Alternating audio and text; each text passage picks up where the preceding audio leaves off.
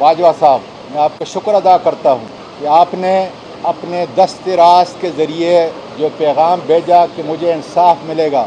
میں سوال کرتا ہوں کہ کب ملے گا؟ اس لیے کہ اسی جگہ پہ 10 دن پہلے میں نے بڑی آسان سی بات کی تھی۔ میرے خاندان کے اور میرے تو آپ کے خاندان کے مراسم ہیں۔ میں نے آپ کی ایکسٹینشن کے اندر بحیثیت وفاقی وزیر پارلیمانی امور بھی کردار ادا کیا، اور میں کوئی سیاست کرنے یہاں نہیں آیا، نہ سیاسی بات کرتا ہوں نہ پہلے کی ہے۔ میں نے تو صرف اتنی عرض کی تھی کہ ایف آئی اے کے ایک اسسٹنٹ ڈائریکٹر ایاز کو جی ایچ کیو میں بلا لیں اور اس سے سچ اگلوائیں کہ کس کے کہنے پر پاکستان کے سینیٹر کے ایک ٹویٹ کرنے پہ آپ نے مقدمہ دائر کیا، کس کے کہنے پر میرے گھر پہ ریڈ کیا گیا، کس کے کہنے پر گھر کے اندر تشدد ہوا، کس کے کہنے پر ایاز اسسٹنٹ ڈائریکٹر گاڑی چلا رہا تھا اور 3 نامعلوم شخصیات کون تھی جنہوں نے گھر سے لے کر سائبر برانچ اسلام آباد ایف آئی اے کے اس پولیس اسٹیشن تک 1 گھنٹہ، سوا گھنٹہ یا 1.5 گھنٹے کے عرصے کے اندر تشدد اور انسانی حقوق کی دھجیاں اڑا دیں۔ رستے میں کون سی جگہ انہوں نے مجھے اتارا، زبردستی بے لباس کیا، وہاں جو کچھ میں نے سنا، اتنی سی درخواست تھی۔ میری آرمی کی بچیاں اور بیویاں جو ہر گھر میں میری آواز کو سن رہی ہیں، اپنی ماں کو اور اپنے باپ کو انصاف دینے کے لیے اٹھ نہیں کھڑی ہوں گی۔ باجوہ صاحب، آج وہی شیطان نفس لوگ ایک ذیلی ادارے کے انتہائی طاقتور لوگ جو آئین سے بھی اور قانون سے بھی بالا تر ہیں، آج وہ یہ افواہ پھیلا رہے ہیں کہ وہ ویڈیو جو میری بیوی کو بھیجی گئی، جو میرے بیٹے کو بھیجی گئی، وہ جیلی ہے۔ باجوہ صاحب، میں یہ لفظ ادا کرنے سے پہلے مر کیوں نہیں جاتا، لیکن مرنے سے پہلے مجھ پر قرض ہے میری ان تمام پاکستان کی 11 کروڑ بچیوں، بیٹیوں، ماؤں اور بہنوں پر۔ میں اس قرض کو ادا کرنے کے لیے کہہ رہا ہوں، ورنہ میری زبان جواب دے چکی ہے۔ جو ویڈیو میری بیوی کو اور میرے بیٹے کو بھیجی گئی ہے، اس میں چند اضافی چیزیں ان درندوں نے ڈالی ہیں، باقی وہ بالکل اصلی ہے۔ اور وہ کوئٹہ میں میری ان 2 راتوں کے درمیان میں بنائی گئی ہے۔ باجوہ صاحب، یہ ایک پاکستان کی ماں اور پاکستان کے ایک باپ کی کہانی ہے۔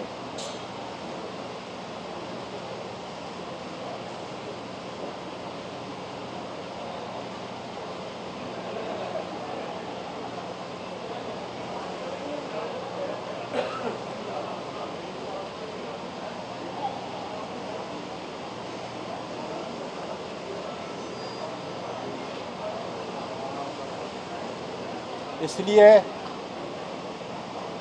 انصاف کے آنے میں دیر نہیں ہونی چاہیے۔ اس جگہ کے بارے میں قسم قسم کے بیانات آئے۔ میں جب وہاں گیا تو میں سینٹ کے چیئرمین کا مہمان تھا. یہ جگہ مجھے بتایا گیا وہاں کام کرنے والوں نے کہ یہاں سرکاری افسر اور ان کے خاندان والے بھی آتے ہیں اور ججز کے لوگ بھی، ان کے خاندان والے بھی، اور ان کے مہمان بھی یہاں ٹھہرتے ہیں. وہ جگہ فیڈرل لاج 1 کوئٹہ. اور انشاءاللہ تعالی جب عدالت کھلے گی تو میں اس جگہ پہ ان کو لے کے جاؤں گا. لیکن باجوہ صاحب، اس وقت تک یہ چند 100 افراد جو میری نہ آرمی کی عزت کی ترجمانی کرتے ہیں اور نہ ISI پروفیشنل لوگ ہیں، وہ یہ ان کی ترجمانی نہیں کرتے. یہ طاقتور غنڈے جنہوں نے ملک کے ہر ادارے کو انہی حرکات کی وجہ سے، یہ ٹھیکوں میں شامل ہیں،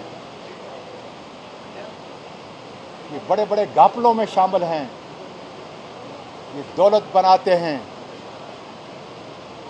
اور مجھے یہ لفظ ادا کرنے میں شرم محسوس ہوتی ہے کہ یہ کس ماں سے پیدا ہوئے ہیں، کس ماں نے ان کو جنم دیا ہے. اس لیے کہ میں اپنے خاندان کے ہر اس آرمی کے افسر و سپاہی سے واقف ہوں جس کی عزت دار ماں نے ان کو جنم دیا ہے. ان کا خاندانی اسلوب دیکھیں، ان کا ایک دوسرے کے ساتھ خاندان کا ملنا دیکھیں تو انسان کو تعجب ہوتی ہے. لیکن یہ 600-700 افراد کس آئین اور کس قانون اور کس انسانی اور دینی روایات کے تابع ہیں جو اتنے طاقتور ہیں کہ کوئی لفظ بھی ادا نہیں کر سکتا. باجوہ صاحب، یہ ٹویٹ تو میں نے 12 اکتوبر کو کی تھی. 13 اکتوبر کی صبح غیر انسانی سلوک اور تشدد جو کیا گیا، کیا یہ بھیڑیے اس سے بھی مطمئن نہیں ہوئے کہ انہوں نے ایک ماں اور ایک باپ کے تقدس کو پامال کیا؟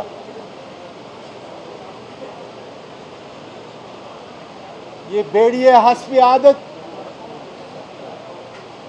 ہر تاجر کے پیچھے ہیں، ہر انویسٹر کے پیچھے ہیں، اکراس دا بورڈ تمام سیاسی لیڈران کے پیچھے ہیں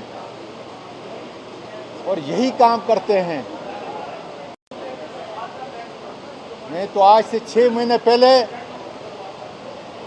کسی بھی اور جگہ، جب سے ہماری حکومت ختم ہوئی ہے، میں اپنی بیوی کو نہیں لے کے گیا. اور مجھے پورا یقین تھا کہ جو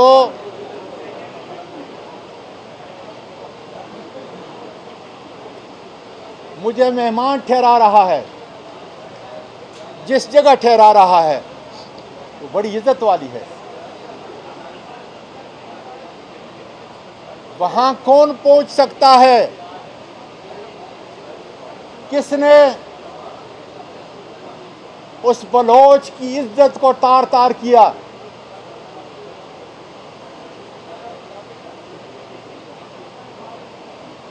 اس لیے میں صادق سنجرانی صاحب آپ سے کہتا ہوں کہ آپ کسٹوڈین ہیں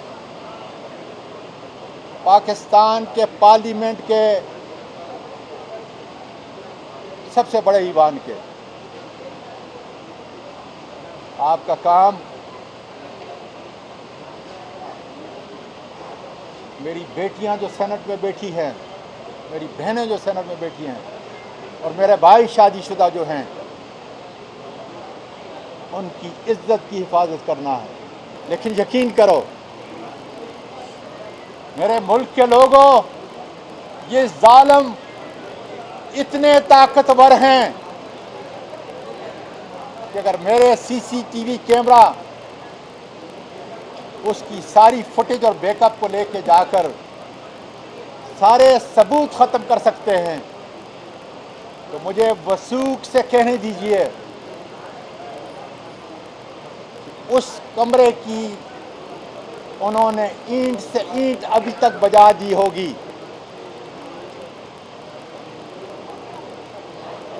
اس کمرے کی اینٹ سے اینٹ بجا دی ہوگی۔ کتنے طاقتور ہیں میرے بیرون ملک پاکستانیوں، سنو، 31 ارب کی آپ سال کے اندر ریمیٹنس بھیجتے ہو، جس میں میں اور میرے خاندان کے افراد بھی شامل ہیں،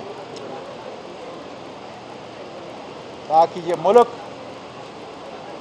نیچے نہ گرے۔ باجوہ صاحب، کیا موساد یہ کام کر سکتا تھا کوئٹے میں؟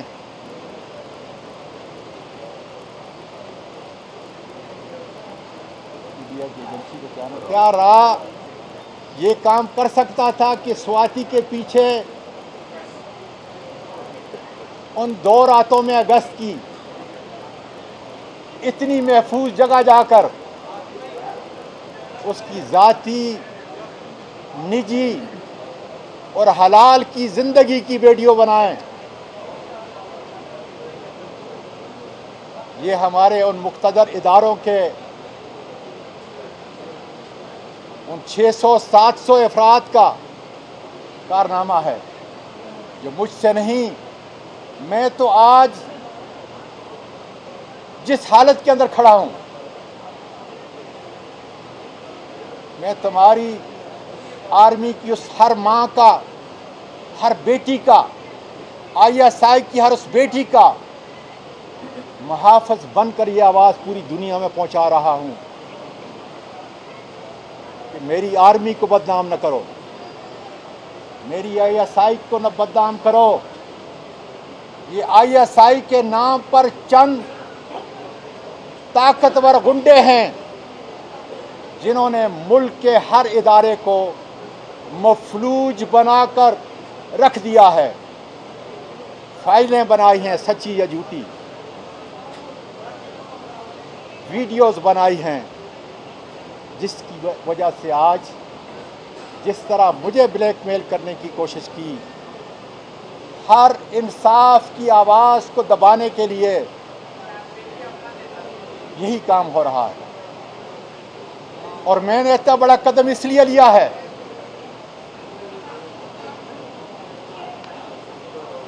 کہ مجھے اپنی موت کی فکر نہیں۔ میں عدالت عظمیٰ کے باہر آپ کو یہ بتانا چاہتا ہوں، مجھے زہر دی جائے گی یا یہی طاقتور لوگ مجھے گولی ماریں گے، لیکن میری حق کی آواز کو، غیرت کی آواز کو، نفرت کی آواز کو، غصے کی آواز کو پاکستان کے تاریخ کا مورخ انشاءاللہ تعالیٰ لکھے گا۔ یہ ویڈیو تو پہلے بن چکی تھی، شاید اس کو یہ وائرل نہ کرتے۔